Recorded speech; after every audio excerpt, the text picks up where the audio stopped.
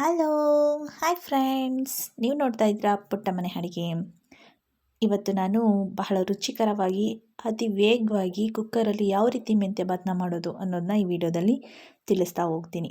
ನಾನು ಹೇಳೋ ಮೆಥಡಲ್ಲಿ ನೀವು ಈ ಮೆಂತ್ಯ ಭಾತನ ಮಾಡಿದ್ರೆ ತುಂಬ ಟೇಸ್ಟಾಗಿರುತ್ತೆ. ಹಾಗಾದರೆ ಹೇಗೆ ಮಾಡೋದು ಅನ್ನೋದನ್ನ ಈ ವಿಡಿಯೋದಲ್ಲಿ ತಿಳಿಸ್ತಾ ಹೋಗ್ತೀನಿ. ಬನ್ನಿ ಫ್ರೆಂಡ್ಸ್. ನೋಡಿ, ಒಂದು ಪ್ಯಾನ್ನ ಇಟ್ಟು ಅದಕ್ಕೆ 1 ಸ್ಪೂನ್ ಆಗೋಷ್ಟು ಎಣ್ಣೆನ ಹಾಕಿ ಈ ರೀತಿ ಉದ್ದುದ್ದಕ್ಕೆ ಕಟ್ ಮಾಡ್ಕೊಂಡಿರುವಂಥ ಈರುಳ್ಳಿನ ಹಾಕ್ಕೊಬೇಕಾಗುತ್ತೆ. ನೋಡಿ, ಇದನ್ನು ಚೆನ್ನಾಗಿ ಸ್ವಲ್ಪ ಫ್ರೈ ಮಾಡ್ಕೊಳ್ಳೋಣ. ಇದು ಸ್ವಲ್ಪ ಸಾಫ್ಟ್ ಆದರೆ ಇಷ್ಟ ಆದರೆ ಸಾಕಾಗುತ್ತೆ. ಈಗ ನಾವು ಇಲ್ಲಿ ಒಂದು 6 ಹಸಿಮೆಣಸಿನ್ಕಾಯಿನ ತೊಗೊಂಡಿದ್ದೀನಿ. ಈ ರೀತಿ ಮಧ್ಯಕ್ಕೆ ಕಟ್ ಮಾಡ್ಕೊಂಡಿದ್ದೀನಿ. ಯಾಕೆ ಅಂತಂದರೆ ಎಣ್ಣೆಯಲ್ಲಿ ಅದನ್ನು ಫ್ರೈ ಮಾಡಬೇಕಾದ್ರೆ ಸಿಡಿಯುತ್ತೆ. ಹಾಗಾಗಿ ಈ ರೀತಿ ಮಧ್ಯಕ್ಕೆ ಕಟ್ ಮಾಡಿಕೊಂಡು ಹಾಕ್ಕೊಳ್ಳಿ. ಸ್ವಲ್ಪ ಶುಂಠಿ ಮತ್ತು ಬೆಳ್ಳುಳ್ಳಿ, 2 ಬೆಳ್ಳುಳ್ಳಿ, ಶುಂಠಿ, ಸ್ವಲ್ಪ 1 ಹಿಡಿ ಪುದೀನ ಸೊಪ್ಪು, 1 ಹಿಡಿ ಆಗೋಷ್ಟು ಕೊತ್ತಂಬರಿ ಸೊಪ್ಪು. ನೋಡಿ, ಇಷ್ಟೆಲ್ಲನೂ ಹಾಕ್ಕೊಂಡು ಅದ್ರ ಜೊತೆಗೆ ಕರ್ಬೇವಿನ ಸೊಪ್ಪು ಕೂಡ ಹಾಕ್ಕೊಳ್ಳಿ. ಇಷ್ಟೆಲ್ಲನೂ ಹಾಕ್ಕೊಂಡು ಚೆನ್ನಾಗಿ ಎಣ್ಣೆನಲ್ಲೇ ಫ್ರೈ ಮಾಡಬೇಕು. ಇವಾಗ ನೋಡಿ ಇದ್ರ ಕ್ವಾಂಟಿಟಿ ಎಷ್ಟಿದೆ ಅಂತ. ಇದನ್ನು ಫ್ರೈ ಮಾಡ್ತಾ ಮಾಡ್ತಾ ಇದ್ರ ಕ್ವಾಂಟಿಟಿನೂ ಕೂಡ ಕಡಿಮೆ ಆಗುತ್ತೆ. ಆಗ ಇದು ಚೆನ್ನಾಗೆ ಫ್ರೈ ಆಗಿದೆ ಅಂತಲೇ ಅರ್ಥ. ಈ ರೀತಿ ಲೋ ಫ್ಲೇಮಲ್ಲೇ ಇಟ್ಕೊಂಡು ನೀವು ಈ ರೀತಿ ಫ್ರೈ ಮಾಡ್ಕೊಳ್ಳಿ. ಈ ರೀತಿ ಫ್ರೈ ಮಾಡಿಕೊಂಡು ನೀವು ಮೆಂತ್ಯ ಭಾತನ ಮಾಡೋದ್ರಿಂದ ತುಂಬ ಟೇಸ್ಟಿಯಾಗಿರುತ್ತೆ, ಒಳ್ಳೆ ರುಚಿ ಕೊಡುತ್ತೆ. ನೋಡಿ, ಇದು ಫ್ರೈ ಆಗಿದೆ. ಇದನ್ನು ಈಗ ನಾವು ತಣ್ಣಗಾಗೋಕ್ಕೆ ಬಿಡೋಣ. ತಣ್ಣಗಾದ್ಮೇಲೆ ಇದನ್ನು ನಾವು ಒಂದು ಮಿಕ್ಸಿ ಜಾರ್ಗೆ ಹಾಕೊಂಡು ರುಬ್ಕೋಬೇಕಾಗುತ್ತೆ.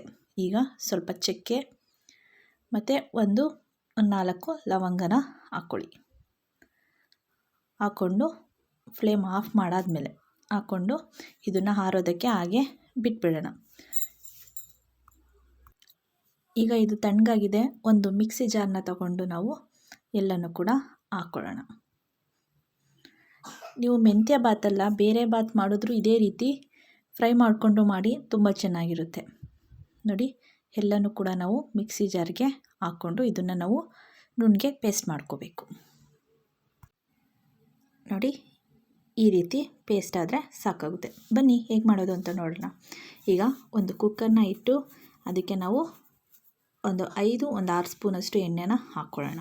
ನೋಡಿ, ಎಣ್ಣೆ ಕಾದ್ಮೇಲೆ ಸ್ವಲ್ಪ ಈರುಳ್ಳಿ, ಈ ರೀತಿ ಉದ್ದಕ್ಕೆ ಸಣ್ಣಕ್ಕೆ ಹಚ್ಕೊಂಡಿರುವಂತಹ ಈರುಳ್ಳಿನ ಹಾಕ್ಕೊಳ್ಳೋಣ. ನೋಡಿ, ಇದು ಚೆನ್ನಾಗಿ ಫ್ರೈ ಆಗಬೇಕು. ನೋಡಿ, ಇದು ಫ್ರೈ ಆಗಿದೆ. ಈಗ ಸಣ್ಣಕ್ಕೆ ಹಚ್ಕೊಂಡಿರುವಂತಹ ಮೆಂತ್ಯ ಸೊಪ್ಪು. ಇದು ಕಹಿ ಬರಲ್ಲ, ಏಕೆಂದರೆ ಎಣ್ಣೆಯಲ್ಲಿ ಚೆನ್ನಾಗಿ ಫ್ರೈ ಮಾಡಿರೋದ್ರಿಂದ ಯಾವುದೇ ರೀತಿ ಕಹಿ ಆಗಲಿ ಇರೋದಿಲ್ಲ. ಈ ರೀತಿ ಸಣ್ಣಕ್ಕೆ ಹಚ್ಕೊಂಡು ನಾವು ಚೆನ್ನಾಗಿ ಎಣ್ಣೆಯಲ್ಲಿ ಫ್ರೈ ಮಾಡ್ಕೊಳ್ಳೋಣ. ನೋಡಿ, ಇದು ಎಣ್ಣೆಯಲ್ಲಿ ಫ್ರೈ ಮಾಡ್ತಾ ಮಾಡ್ತಾ ಅದು ಕ್ವಾಂಟಿಟಿನೂ ಕೂಡ ಕಡಿಮೆ ಆಗ್ತಾ ಹೋಗುತ್ತೆ. ಅಲ್ಲಿವರೆಗೂ ನಾವು ಇದನ್ನು ಹೀಗೆ ಫ್ರೈ ಮಾಡ್ತಾ ಇರಬೇಕು.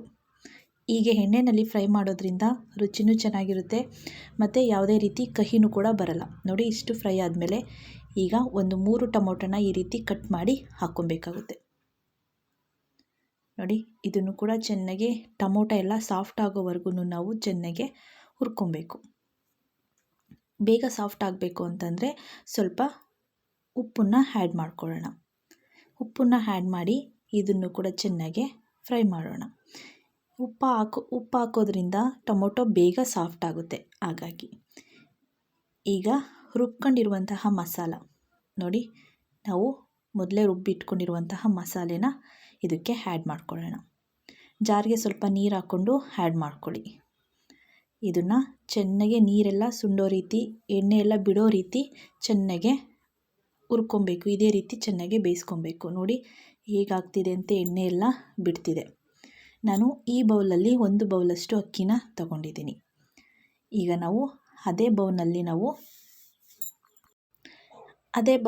ನಾನು 1/4 ಬೌಲಷ್ಟು ನೀರನ್ನು ಹಾಕ್ತಾಯಿದ್ದೀನಿ. 1 ಮತ್ತು ಅದರಲ್ಲೂ 3/4 ಬೌಲಷ್ಟು ನೀರನ್ನು ಸೇರಿಸ್ಕೊಂಡು ಈಗ ನಾವು ರುಚಿಗೆ ತಕ್ಕಷ್ಟು ಉಪ್ಪನ್ನು ಆ್ಯಡ್ ಮಾಡ್ಕೊಳ್ಳೋಣ.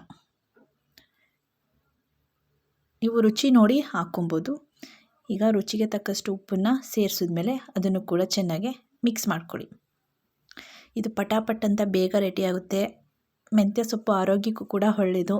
ಮಕ್ಕಳು ಹಾಗೆ ಪಲ್ಯ ಮಾಡಿಕೊಟ್ರೆ ತಿನ್ನೋದಿಲ್ಲ. ಈ ರೀತಿ ಪಲಾವ್ಗೆ ಹಾಕ್ಕೊಟ್ರೆ ತುಂಬ ರುಚಿಯಾಗಿರುತ್ತೆ, ಚೆನ್ನಾಗೂ ಕೂಡ ತಿಂತಾರೆ. ನೋಡಿ, ಇದು ಕುದಿ ಬರ್ತಿದೆ. ಈಗ ಕುದಿ ಬಂದಮೇಲೆ ನಾವು ತೊಳೆದು ಇಟ್ಕೊಂಡಿರುವಂತಹ ಅಕ್ಕಿನ ಸೇರಿಸ್ಕೊಳ್ಳೋಣ. ನಾನು ಇಲ್ಲಿ ತೊಳೆದು ಒಂದು 10 ನಿಮಿಷ ಈ ಅಕ್ಕಿನ ನೆನೆಸಿ ಇಟ್ಕೊಂಡಿದ್ದೆ. ಅಕ್ಕಿನೆಲ್ಲ ಸೇರಿಸಿದ್ಮೇಲೆ ಇನ್ನೊಂದು ಸಲ ಮಿಕ್ಸ್ ಮಾಡ್ಕೊಳ್ಳಿ. ನೋಡಿ, ಈಗ ರುಚಿ ನೋಡಿಕೊಂಡು ನಾವು ಸ್ವಲ್ಪ ಗರಂ ಮಸಾಲದ ಜೊತೆಗೆ 1 ಸ್ಪೂನಷ್ಟು ನಾವು ಇಲ್ಲಿ ಬಿರಿಯಾನಿ ಮಸಾಲಾನ ಸೇರಿಸ್ಕೊಂಡು ಮಿಕ್ಸ್ ಮಾಡಿಕೊಂಡು ಅದನ್ನು 1 ವಿಸಲ್ ಕೂಗಿಸ್ಕೊಂಡ್ರೆ ನಮಗೆ ಪಟಾಪಟ್ ಅಂತ ಮೆಂತ್ಯ ಬಾತ್ ರೆಡಿ ಆಗುತ್ತೆ.